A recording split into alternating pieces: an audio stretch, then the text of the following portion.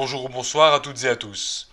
Dans la vidéo précédente, nous avons abordé la question de la fiabilité historique et de l'authenticité des quatre évangiles. Et nous avons pu constater également que le canon, c'est-à-dire les textes, la liste des textes retenus, a été établi très tôt. Pour en savoir plus, n'hésitez pas à regarder la vidéo A01 intitulée Les évangiles sont-ils fiables?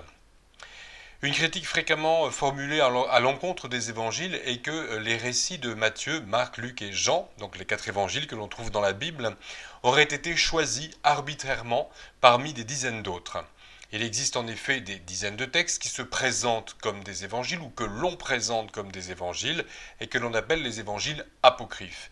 Donc certains auteurs, certains détracteurs du christianisme prétendent que ces textes apportent des informations différentes sur les origines du christianisme et les utilisent donc pour discréditer la foi chrétienne. Alors c'est sur cette question des textes apocryphes, des pseudo-évangiles apocryphes, que nous allons nous pencher dans cette vidéo. Alors il faut le dire, deux sortes d'apocryphes. Il existe certains textes qui se présentent comme des biographies ou des recueils de paroles de Jésus ou encore comme des enseignements des apôtres sans présenter de différence fondamentale avec les textes bibliques. On peut citer certains textes comme la Didaché, le Pasteur d'Hermas, le proto-évangile de Jacques ou le très tardif pseudo-Thomas, pseudo-Matthieu, et ce sont des textes chrétiens dont on peut se demander pourquoi ils ont été écrits, mais en tout cas qu'ils sont guère cités par les critiques. En effet, ces textes ne posent aucun problème au niveau du point de vue de la doctrine. Ils ne sont pas en contradiction avec les évangiles retenus, et donc aucun intérêt pour les détracteurs du christianisme. Il s'agit de textes qui ont été écrits longtemps après les faits, donc qui n'ont pas de fiabilité historique, ou bien un texte comme la Didaché, qui est très ancien, qui passe souvent, que l'on présente souvent comme un apocryphe. En fait, c'est plus un traité de liturgie, hein, en définitive. Voilà, il n'y a pas grand-chose à dire sur ces textes qui ont été écrits, mais qui ne présentent aucun intérêt, aucun danger non plus, et donc aucun danger de mise en cause des textes canoniques, et aucun intérêt donc, comme je disais, pour les détracteurs du christianisme. Il existe en revanche de nombreux textes qui ont été écrits dans le contexte d'une religion très répandue dans l'Antiquité, et cette religion s'appelle le gnosticisme. Et une branche du gnosticisme a récupéré, après l'avènement du christianisme, des termes chrétiens, tout en restant très éloigné du christianisme dans ses croyances et dans ses pratiques. Et tous les évangiles apocryphes, cités depuis une quinzaine d'années dans les médias, et par ces divers auteurs dont je parlais un peu avant, tous ces textes dont on nous rebat les oreilles en nous disant qu'ils remettraient en cause certaines croyances chrétiennes, sont des textes gnostiques. Alors, certains sont des faux récents, mais ils sont présentés comme des textes gnostiques. Et si l'on veut comprendre ce que sont les évangiles apocryphes, il faut comprendre ce qu'est le gnosticisme. Alors, il faut donc savoir que du 2e au IVe siècle, la chrétienté était divisée en courants très divers. Le courant principal de la chrétienté ancienne s'est rapidement organisé en 5 patriarcats situés à Rome, Constantinople, Antioche, Jérusalem et Alexandrie. Et ces donc patriarcats étaient situés autour de la Méditerranée. Rome, au fil des siècles, a pris le dessus sur les 4 autres patriarcats, et c'est ce courant de la chrétienté qui a été reconnu officiellement par l'Empire romain en l'an 392. Par ailleurs, il existait un certain nombre d'églises nationales peu en relation avec les 5 patriarcats, par exemple l'église d'Arménie ou encore l'église d'Éthiopie. D'autres courants encore étaient très différents et qualifiés d'hérésie, rejetés vigoureusement par la chrétienté patriarcale. Et ces courants étaient des mouvements comme le docétisme, le montanisme, un courant qui avait lui-même de multiples visages, qui était l'arianisme, qui remettait en cause le dogme de la Trinité. Et il y avait aussi des courants judaïsants, des courants chrétiens qui gardaient de nombreuses pratiques juives, comme les Nazaréens ou les Ébionites. Et puis il y avait, comme je vous le disais, le gnosticisme. Le gnosticisme a existé avant le christianisme et puise ses racines dans un certain nombre de religions païennes comme le manichéisme et le zoroastrisme. Sont apparues des sectes qui ont effectué un savant mélange entre les enseignements gnostiques païens et un vernis chrétien. Il y a eu une grande variété de courants gnostiques, pseudo-chrétiens comme les basilidiens, les caïnites ou les valentiniens, mais tous ces courants avaient des fondements communs et il me semble euh, important de parler de ce gnosticisme, de dire quelles étaient les croyances principales et les croyances communes à tous les gnostiques se prétendant chrétiens, parce que comme je vous le disais, on utilise après leurs écrits pour remettre en question le christianisme biblique, et la langue dans laquelle sont écrits ces textes, c'était le copte, la langue parlée à l'époque en Égypte, et même des faux qui ont été fabriqués récemment ont été rédigés en copte. Donc ces textes veulent se faire passer pour des textes gnostiques.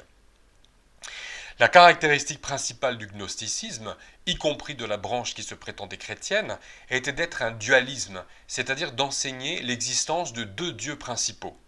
D'une part, le démiurge, créateur de la matière mauvaise, et d'autre part, un être divin, parfait et inaccessible. Au-dessous de ces deux dieux principaux était présentée une multitude de dieux de second ordre. On note donc ici, dans le gnosticisme, une rupture totale avec le monothéisme strict de l'Ancien Testament.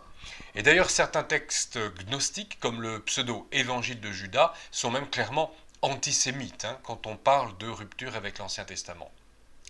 Le mot gnosticisme vient du mot gnos, gnosis en grec, qui signifie connaissance.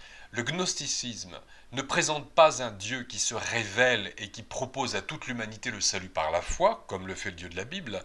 Il s'agit dans le gnosticisme d'être sauvé par une initiation réservée par une élite. Et la religion donc gnostico-chrétienne est donc en rupture très nette avec le Dieu d'Israël qui, lui, veut se faire connaître.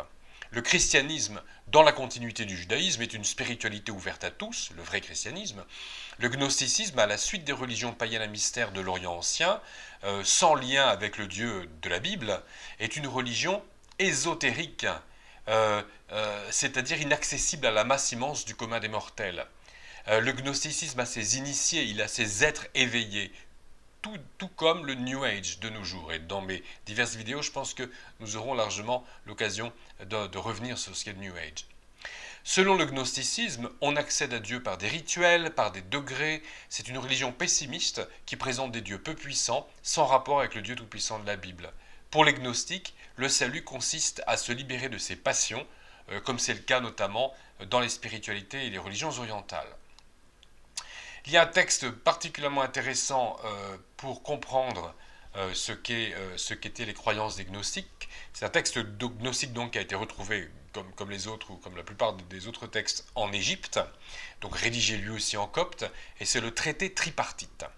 Ce traité tripartite expose très clairement la théologie du gnosticisme.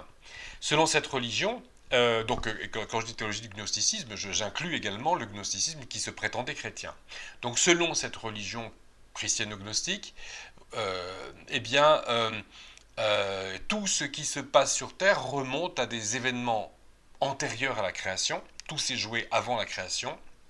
Le Dieu primordial dans ce traité tripartite s'appelle le protopater, on pourrait traduire ça par le premier père, et sa compagne, la déesse Silence, ont un enfant, le monogène. Alors les termes sont grecs parce que beaucoup de termes dans la langue copte sont empruntés au grec, et particulièrement justement les termes qui veulent être employés, qui sont empruntés au christianisme, puisque la première langue du christianisme, c'est le grec. Le Nouveau Testament a été rédigé en grec. Donc le gnosticisme emprunte des termes au grec du Nouveau Testament.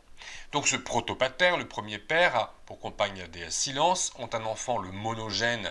C'est un terme que l'on trouve dans le Nouveau Testament pour désigner le fils unique. Et avec la déesse Vérité, le monogène a à son tour un fils, le logos, le verbe, la parole. C'est un terme également qu'on retrouve dans le Nouveau Testament.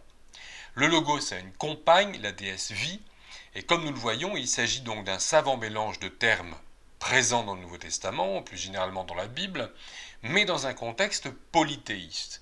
Et il s'ensuit la description, donc dans ce traité tripartite, la description d'une trentaine de personnages dont le dernier est la déesse Sophia, la sagesse, et le Dieu créateur de la Genèse.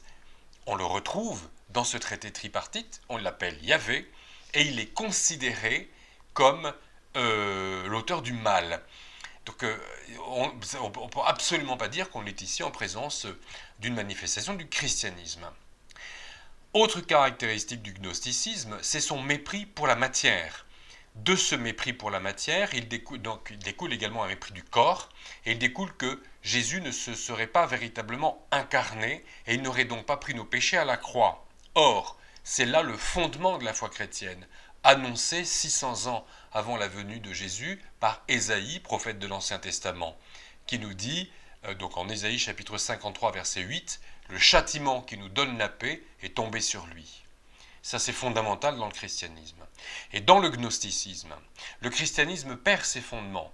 Parce que la crucifixion gênait les gnostiques. Parce qu'ils étaient gênés par l'incarnation, que que Dieu en Jésus devienne homme, ça les gênait beaucoup. C'était inconcevable, donc la crucifixion pour nos péchés est gênée également. La Bible dans l'Ancien comme dans le Nouveau Testament, enseigne que le salut est acquis grâce à l'immolation du corps de Jésus, à son sang versé. Or, pour les gnostiques, la matière n'apporte rien, donc une immolation est inutile. Certains textes gnostiques enseignent que Simon de Cyrène, qui dans les évangiles a aidé Jésus à porter sa croix, eh bien dans certains textes gnostiques, Simon de Cyrène a été crucifié à la place de Jésus. Et c'est là une idée qui a été reprise au 7e siècle de notre ère par le Coran. Et ces textes gnostiques présentent aussi un Jésus qui se moque de Simon de Cyrène, le pauvre type qui s'est fait avoir.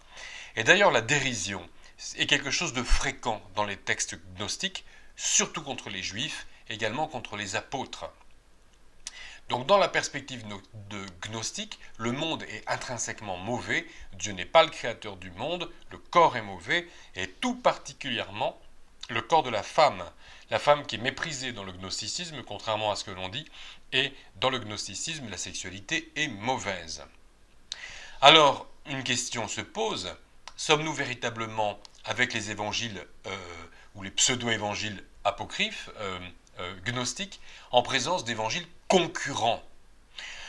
Moi, j'ai donc été élevé dans un contexte de violente critique contre le christianisme. Il y a une quarantaine d'années de cela, j'entendais un proche qui était très virulent contre le christianisme, qui racontait une fable comme quoi on avait dans l'Antiquité chrétienne pris 70 évangiles dans un grand sac, on avait vidé le sac sur un autel, et donc 66 textes étaient tombés par terre, et on avait retenu les 4 évangiles, Matthieu, Marc, Luc, Jean, simplement parce qu'ils étaient restés sur l'autel, donc on les aurait tirés au sort. Mais j'ai fait une recherche bien des années plus tard sur Internet, et même sur Internet, je n'ai pas retrouvé trace de cette fable, c'est dire, même sur le web. Donc en fait, c'est une critique qui a été inventée, jetée comme ça en l'air, et qui a fait long feu, qui n'a pas été retenue, parce que n'importe qui se donnerait la peine de lire ces textes, de lire les 4 évangiles, et de lire les pseudo-évangiles apocryphes, se rendrait compte qu'il n'y a rien de commun dans les doctrines et dans les histoires racontées. On n'a pas affaire à la même spiritualité, on n'a pas affaire à la même religion. Alors, nous avons maintenant compris que la vision du monde et des dieux spécifiques au gnosticisme, eh bien de cette vision du monde, il ressort qu'il n'y a pas eu à proprement parler concurrence entre les évangiles bibliques et les évangiles gnostiques, qui viennent en réalité, ces évangiles gnostiques, d'une autre religion, inscrite dans le sillage de religions païennes à mystère, et non inscrite, comme le christianisme et les évangiles chrétiens, inscrite dans le sillon du judaïsme, de ses prophètes et de son Messie. La rupture avec les apôtres de Jésus est elle aussi claire et assumée, puisque notamment dans le pseudo-évangile de Judas, on se moque terriblement des 11 apôtres qui restent, et on en fait une bande de débauchés en fait. Hein. Donc ce n'est pas la religion biblique, prophétique et apostolique que l'on trouve dans le gnosticisme. Autre chose que l'on dit très souvent, c'est que les apocryphes auraient été rejetés pour cause de féminisme. On dit voilà, les évangiles, les évangiles écartés, les évangiles apocryphes, gnostiques, font la part belle aux femmes, et c'est par misogynie qu'on les aurait écartés. C'est ce que prétendent aujourd'hui beaucoup d'auteurs conspirationnistes. Hein, on aurait donc écarté des évangiles qui faisaient la part belle aux femmes et retenu les 4 évangiles canoniques dans le seul but de soumettre les femmes. Alors c'est à se demander pourquoi on a conservé dans les évangiles bibliques tous les textes qui nous disent que Jésus avait des femmes disciples en grand nombre, c'est ce qu'on lit en Luc 8. Pourquoi ce sont... Alors, on nous dit aussi que ce sont des femmes qui ont financé, toujours en Luc 8, qui ont financé le ministère de Jésus et des apôtres. On dit aussi que ce sont, donc à la fin des 4 évangiles, chacun des 4 évangiles nous explique que ce sont encore des femmes qui ont été les témoins de la résurrection, qui est quand même une base de la foi chrétienne. Il y a aussi des figures magnifiques, des figures féminines magnifiques, d'excellents modèles spirituels qui sont des femmes dans les évangiles. Pensons à Marie de Nazareth, mère de Jésus, à Marthe et Marie de Béthanie, à la Samaritaine, à la femme syrophénicienne. Hein. Donc ce sont des personnages que je vous invite à redécouvrir ou à découvrir. Hein. Marthe et Marie de Béthanie, on les trouve en Luc 10, en Jean 11 et 12. Vous trouverez la Samaritaine en Jean 4, la femme syrophénicienne en Marc 7, donc la pécheresse au parfum, Matthieu 26, et puis dans d'autres passages également. Tant d'autres personnages féminins magnifiques. Si on avait voulu choisir Matthieu, Marc, Luc et Jean pour desservir l'image de la femme, on aurait retiré ces passages qui, dans les évangiles canoniques, font la part belle aux femmes. Tant qu'à faire, on aurait aussi épuré les épîtres, des textes du Nouveau Testament qui viennent après les évangiles, de versets comme celui-ci: « Il n'y a plus ni homme ni femme, mais tous vous êtes un en Jésus-Christ ». C'est ce que l'on trouve en Galates chapitre 3, verset 28, donc sous la plume de l'apôtre Paul, dont on dit souvent qu'il était misogyne. Et puis, pareil dans l'Ancien Testament, conspiration anti-femme, conspiration misogyne pour conspiration misogyne, on aurait aussi retiré de la Genèse, et particulièrement du récit de la création, le verset suivant, donc Genèse chapitre 1 verset 27, que je traduis littéralement: « Dieu créa l'être humain à son image, mâle et femelle il les créa à l'image de Dieu ». Donc l'homme et la femme et toute l'humanité sont créés de la même manière, à l'image de Dieu, et c'est certainement le plus vieux texte de l'histoire de l'humanité qui proclame la parfaite égalité ontologique de tous les êtres humains, et en particulier dans une parfaite égalité des sexes. Et les pseudo-évangiles gnostiques dans tout ça, que disent-ils des femmes? Alors il est faux de dire que eux faisaient la part belle aux femmes. Il est certes historiquement avéré que dans certains mouvements gnostiques, les femmes prêchaient. Ainsi Tertullien fut prédicateur de l'Église ancienne, fustige une prédicatrice gnostique de son temps qui s'appelait la Caïnite de Carthage, qui, comme son nom l'indiquait, faisait partie du courant des Caïnites et prêchait donc dans l'actuelle Tunisie.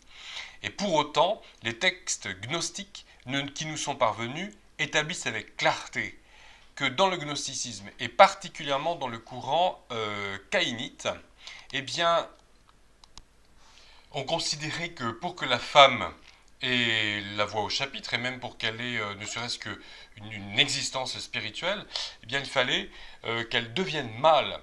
En fait, qu'il fallait qu'elle renonce à sa féminité qu'elle s'habille en homme, qu'elle se coupe les cheveux et qu'elle renonce à sa sexualité.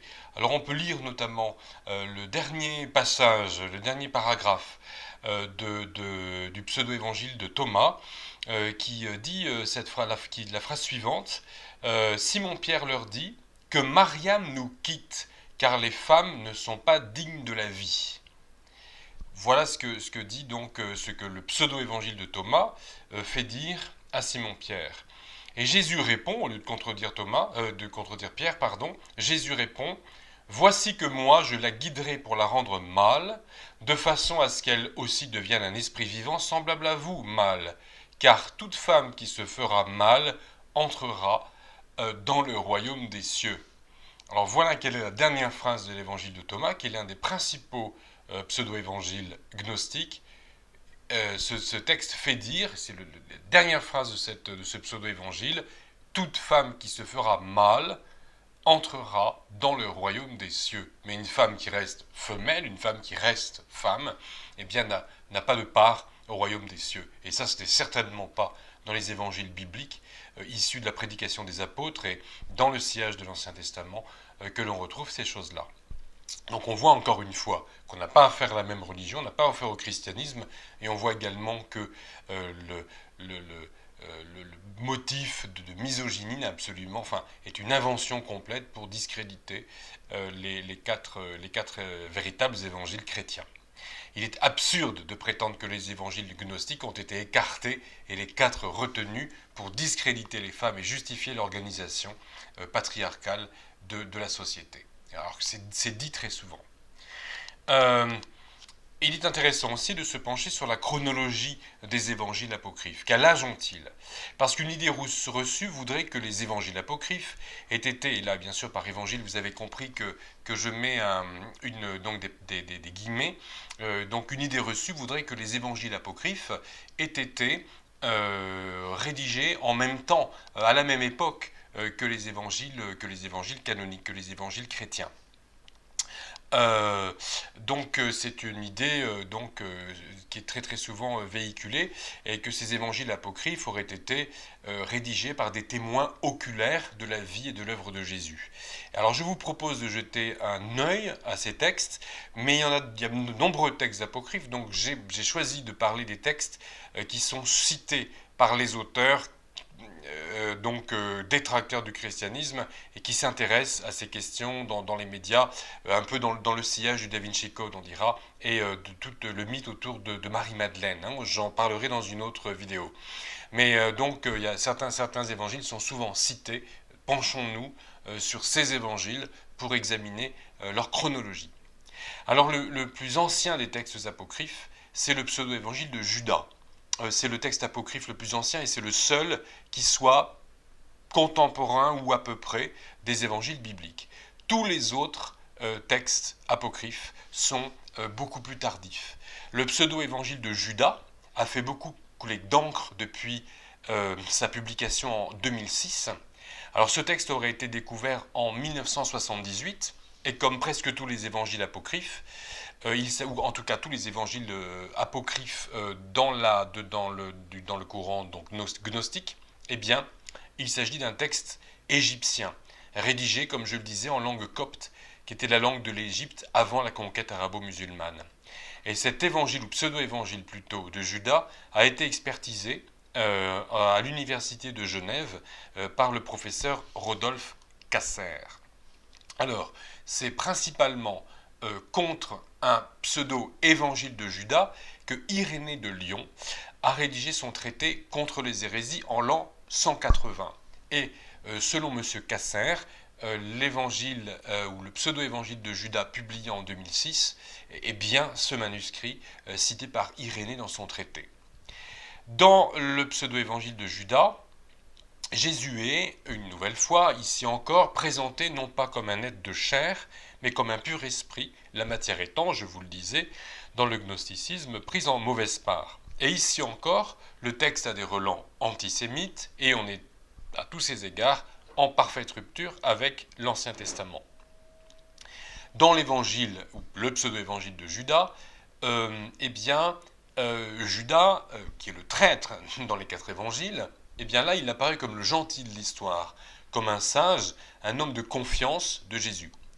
Dans ce pseudo-évangile, Jésus demande à Judas de le trahir pour accomplir sa mission. Et donc Judas s'exécute à contre-cœur. Il est écrit dans le pseudo-évangile de Judas, cette parole que Jésus aurait adressée à Judas, « Tu sacrifieras l'homme qui me sert d'enveloppe charnelle ». D'après le pseudo-évangile de Judas, comme dans l'ensemble des textes gnostiques, Jésus a finalement échappé à la crucifixion. On saisit donc d'emblée l'intention ironique due des auteurs, leur désir de rupture avec le christianisme apostolique et biblique, en faisant de Judas le héros de l'histoire, et en plus de ça, en prenant gravement en dérision les autres apôtres.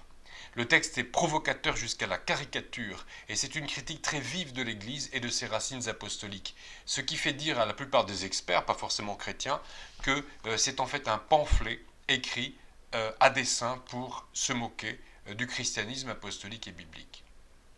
Alors il y a d'autres évangiles, jugés importants par les critiques, et notamment le pseudo-évangile de Thomas, qui a été retrouvé en Égypte en 1945. Alors, il n'affirme rien, cet évangile, de contraire aux enseignements des évangiles canoniques, mais son ancienneté est souvent citée à l'appui de l'idée selon laquelle le canon aurait été constitué de façon arbitraire.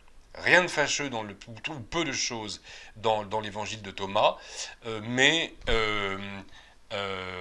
en fait, comme on a prétendu qu'il était extrêmement ancien, on a dit, ben voilà, vous voyez, on a choisi Matthieu, Marc, Luc, Jean de façon arbitraire.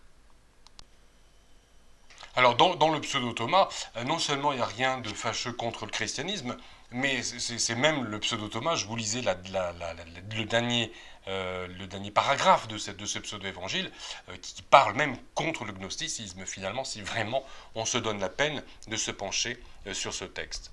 Alors en fait, de textes très anciens, il faut savoir que le papyrus de l'évangile du pseudo-évangile de Thomas a été daté au carbone 14 et qu'il s'avère daté de l'an 350 environ. Donc c'est peut-être la copie d'un texte plus ancien qui a été daté, on peut toujours prétendre que l'original est plus ancien que ça, mais d'autres éléments d'expertise prouvent qu'il s'agit tout de même d'un texte qui a été écrit après les quatre, après Matthieu, Marc, Luc et Jean, parce que le pseudo-Thomas cite non seulement les quatre évangiles, mais la plupart des 21 livres qui composent le Nouveau Testament. Il a donc été écrit après. On a parlé aussi beaucoup du pseudo-évangile de Marie, découvert en 1896, et qui date, d'après les experts, de l'an 450 environ. Et le pseudo-évangile de Pierre, découvert en 1886, date de l'an 750 environ, pratiquement, enfin à peu près de mémoire la période de l'enfance de Charlemagne. On a trouvé quelques fragments de papyrus qui datent de l'an 500 environ et qui seraient peut-être des fragments du pseudo-Pierre, mais en tout cas, 500 c'est quand même très tardif. En l'an 180, rappelons-le, Irénée de Lyon cite Matthieu, Marc, Luc et Jean déjà comme étant les quatre évangiles à retenir en l'an 180, et il les cite déjà comme des textes que l'on connaît depuis longtemps. Donc des fragments qui datent de l'an 500, ça fait du pseudo-Pierre un texte relativement récent, en tout cas, qui n'a aucune fiabilité historique. Il faut savoir également que le pseudo-évangile de Pierre contient des citations de Matthieu, de Marc, Luc et Jean, copiées in extenso, et il a donc été écrit après. Comme toujours, c'est un texte antisémite, très favorable aux Romains, et le texte affirme que Jésus n'a pas été crucifié, encore une fois, et ce pseudo-Pierre présente aussi un récit fantaisiste de la résurrection. Alors d'ailleurs, la résurrection n'a plus qu'une portée imagée, quitte à la présenter de façon fantaisiste, puisque de toute façon, Jésus n'est pas mort à la croix. Alors, il faut aussi bien savoir qu'il y a des textes apocryphes qui sont présentés aujourd'hui comme des textes apocryphes, comme des alternatives aux évangiles canoniques, et qui en fait ont été écrits très très tardivement. Alors, il faut savoir qu'il y a même déjà un apocryphe qui a été écrit au XXIe siècle. Je m'explique. Au cours de l'histoire, des auteurs fantaisistes ont continué d'écrire de faux évangiles dans le but soit de discréditer le christianisme, soit d'étayer des doctrines sectaires. Le caractère extrêmement tardif de ces textes ne permet pas de les prendre au sérieux. Le pseudo-évangile de Barnabé ou pseudo-évangile de Barnabas, comme tous les textes gnostiques, prétend que Jésus n'a pas été crucifié et il est souvent cité par des musulmans pour cette raison. Ce texte date du XVIe siècle, le siècle non pas de Jésus et des apôtres, mais le siècle de François Ier, de Henri IV, de Montaigne, de Ronsard, de Rabelais et de Calvin. Aucun intérêt historique et aucune fiabilité, donc. Au XIXe siècle est apparu le livre de Mormon, qui se présente comme un témoignage de Jésus-Christ, et c'est l'un des livres saints des Mormons, donc, qui en tire leur surnom. Au XXe siècle, des nouveaux mouvements religieux comme Vie universelle en Allemagne ou la Révélation d'Arès en France se sont dotés de leurs propres écritures, présentées comme des paroles de Jésus. De même, à partir de 1965, le Nouvel Âge a eu son, entre guillemets, évangile apocryphe, le Courant miracle, texte américain, qui présente un Jésus qui n'a rien à voir avec celui des évangiles bibliques et qui n'est pas sans ressemblance d'ailleurs avec le Jésus gnostique. L'enseignement du courant miracle rappelle beaucoup le gnosticisme comme en général l'enseignement du New Age. Rien ne se perd, rien ne se crée, tout se transforme. On pourrait s'attendre à voir émerger un évangile selon Lavoisier. Et le dernier né des apocryphes, je vous le disais il y a un instant, est né au XXIe siècle. C'est le pseudo-évangile de la femme de Jésus, un manuscrit qui en effet a été écrit en copte, qui est apparu en 2010. Karen Lee King, historienne de l'université de Harvard, a cru bon d'intituler ce document de cette manière, évangile, donc pseudo-évangile de la femme de Jésus, quoique rien dans les quelques lignes du texte ne permettent d'appeler ce pseudo-évangile de cette manière. Il a été démontré que le document en question est un faux grossier, fabriqué au plus tôt en 2007. Alors nous reviendrons largement sur ce texte dans la vidéo suivante, la prochaine vidéo consacrée à Marie-Madeleine. Parce que voilà, Marie-Madeleine, quand on parle des apocryphes, il faut bien en parler. Donc, les évangiles apocryphes sont largement cités depuis une quinzaine d'années dans de nombreux livres, émissions de télévision et conversations de comptoir pour étayer la légende très récente, mais très tenace, selon laquelle Jésus et Marie-Madeleine auraient été mariés femmes ou, ce qui, au vu de la morale chrétienne est pire, amants. Comme je l'ai dit, comme je viens de vous le dire, donc, le sujet de Marie-Madeleine sera traité très amplement dans la prochaine vidéo. Bref, pour résumer la situation, rappelons que dans leur immense majorité, les évangiles apocryphes sont des textes extrêmement tardifs, donc sans aucune crédibilité historique, et n'ont donc jamais été en concurrence avec les évangiles bibliques. Le seul évangile apocryphe connu qui soit très ancien, le pseudo-évangile de Judas, a été décrit par des experts comme un pamphlet et non comme un texte à prétention historique. C'est un texte gnostique sans lien avec le christianisme apostolique.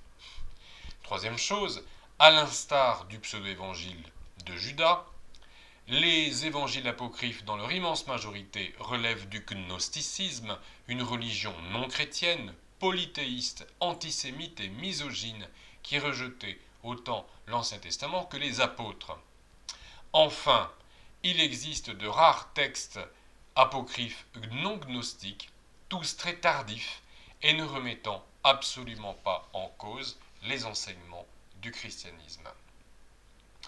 Les 4 évangiles bibliques, selon Matthieu, Marc, Luc et Jean, textes très anciens, enracinés dans la tradition juive et dans l'enseignement des apôtres, annoncent à toute l'humanité le salut en Jésus-Christ, l'amour de Dieu et l'égalité ontologique de tous les êtres humains.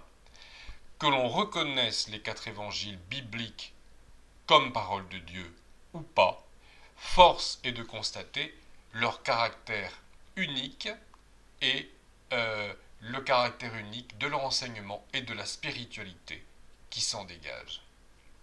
Merci de votre attention et je l'espère, à très bientôt.